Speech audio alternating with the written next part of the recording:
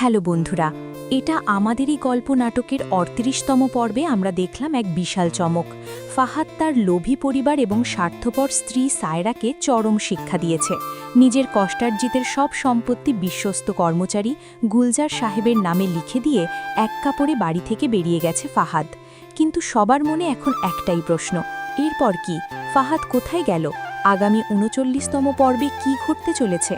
চলুন আজকের ভিডিওতে জেনে নিই আগামী পর্বের সব রোমাঞ্চকর টুইস্ট। আগামী পর্বের শুরুতেই সবচেয়ে বড় ধাক্কাটা খাবে ফাহাদের পরিবার।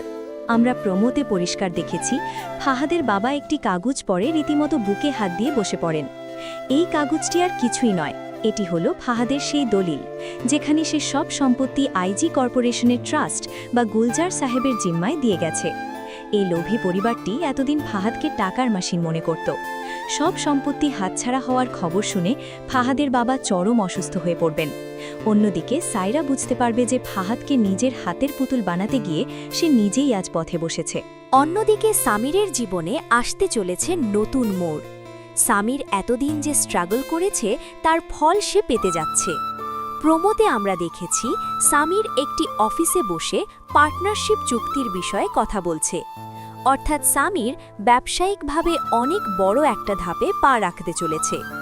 কিন্তু নিজের সফলতার দিনেও সামির ফাহাদকে ভোলেনি। সে ফাহাদের খোঁজ নিতে তাদের বাড়িতে পৌঁছাবে।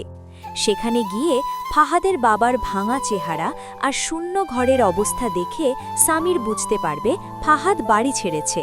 এখন প্রশ্ন হলো, ফাহাদ কোথায়?